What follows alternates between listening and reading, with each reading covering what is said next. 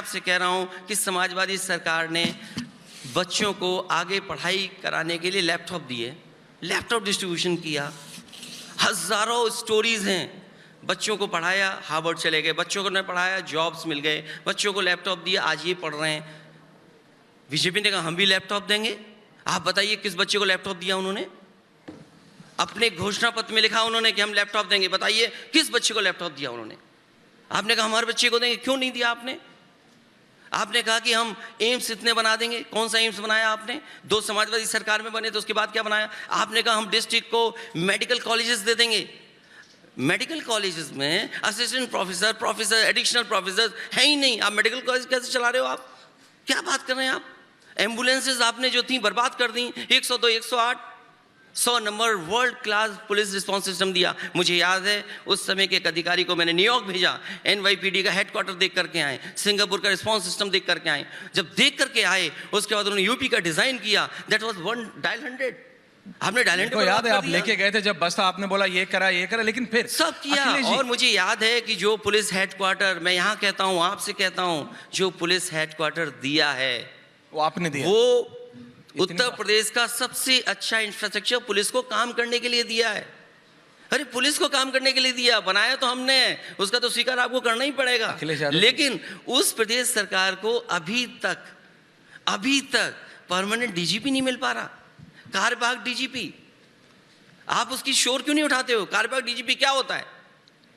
क्योंकि आपका झगड़ा है दिल्ली से, इसलिए आप डीजीपी नहीं बना पा रहे परमानेंट एक। अच्छा, अब ये बात गलत है? तो अब मैं कर लूं दिल्ली की बात, जब आप, क्योंकि आप अरविंद केजरीवाल भी है, नीतीश, वो आप उनसे मिलते हैं, तो क्या आप सिर्फ उत्तर प्रदेश की बात करते हैं उनसे? मैं मिलूंगा और मैं मिलता रहूंगा, कोई ना कोई रास्ता निकले, मैं कोशिश करूंगा। नहीं, कोशिश, देखिए राजनीति में ये वो, अब भारतीय जनता पार्टी 2014 के बाद is a party which fight every elections to win. Bengal में टीएमसी ने हराया उनको, लेकिन फिर भी आपने देखा किस तरह से उन्होंने वहां जोर लगाया। तो ऐसा नहीं है कि अगर उन्हें पता होता है हार या जीत, वो इलेक्शन में जोर लगाते हैं। उत्तर प्रदेश में और नेशनली आपको लगता है सचमुच अरविंद केजरीवाल, नीतीश कुमार, ममता दीदी आपसे मिलने आती हैं, आप वहां जाते हैं, केसीआर साहब, all of these leaders coming together. मैं तो दोबारा अच्छी पूछ रहा हूं, ये क्या खराब बात है? अगर बीजेपी अलायंस कर रही है, ये यूपी में बीजेपी एक पार्टी से अलायंस, फिर दूसरी पार्टी से अलायंस, इसका कोई फर्क पड़ेगा या ऐसे ही है ये टाइम पास पड़ेगा?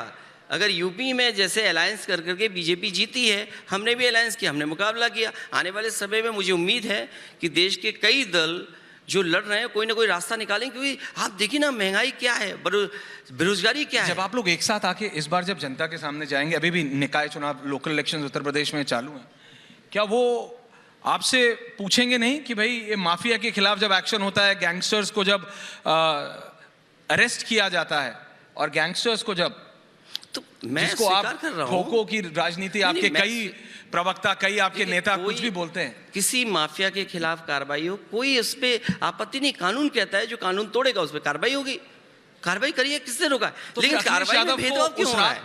कार्रवाई में भेदभाव क्यों हो रहा है?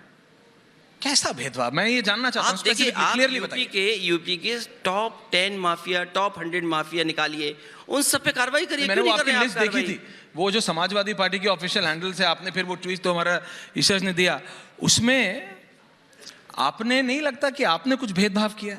समाजवादी पार्टी क्या उसमें मुख्तार अंसारी का नाम था? अगर मैं भेदभाव कर रहा हूं, मैं आपसे सीधा पूछ रहा करता हूं, क्या आपकी माफिया की लिस्ट में मुख्तार अंसारी का नाम था?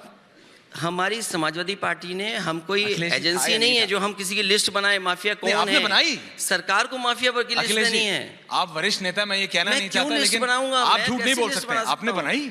मेरे पे कोई एजेंसी थोड़ी है जो मेरी लिस्ट बना देगा। ऑफिशियली आपकी पार्टी के हैंडल से मैं कोई पुलिस हेडक्वार्टर की ऑफिस में कोई डीजीपी बैठा हूं यहाँ पे किया ये काम ऑफिशियली आपने किया, और क्या उसमें मुख्तार अंसारी का नाम था?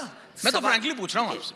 देखिए, सवाल ये नहीं है, अरे जो माफिया है, जो गलत लोग हैं, उन पर पुलिस कार्रवाई। मुख्तार अंसारी माफिया हैं आपके हिसाब से? मैं कौन होता हूं? कोर्ट नहीं तय करेगा, कोर्ट तय करेगा, कोर्ट फैसला ले। मैं कौन होता हूं बोलने वाला? जब आप जनता के बीच जाते हैं, आप तो जाते हैं जनता के बीच, मेरे को पता आपको जाना है, जल्दी आपकी फ्लाइट है, ये जब आप जाते हैं जनता के बीच और आप जब ये कहते हैं मैं कैसे डिसाइड करूं कि ये गैंगस्टर है कि नहीं है, मैं कैसे डिसाइड करूं कि ये माफिया है कि नहीं है, तो वो आपसे बोलते नहीं वोट तो मैं आपको देता हूं। वही चीज वो बीजेपी को भी बोलते होंगे, कांग्रेस को भी बोलते होंगे, बीएसपी को भी बोलते होंगे कि वोट तुम्हें देता हूं तो तुम डिसाइड करो ना कि मुख्तार अंसारी को टिकट दोगे कि नहीं दोगे। देखिए, मैं तो समाजवादी पार्टी से आपने लोगों को, मैं ये भी कहता हूं कि ऐसी भी सरकार न हो कि जो मुख्यमंत्री अपने केस वापस लो, ऐसे मुख्यमंत्री अपने केस बताएं। ये बात गलत क्या है? आप क्यों नहीं नाम ले रहे हैं? अगर मेरे पे आप ये आरोप लगा रहे हैं, मैं नाम नहीं ले रहा हूं, तो आप क्यों नहीं नाम ले रहे हैं? कौन मुख्यमंत्री आरोप बोला ही जिन्होंने नहीं। अपने मुकदमे वापस लिए?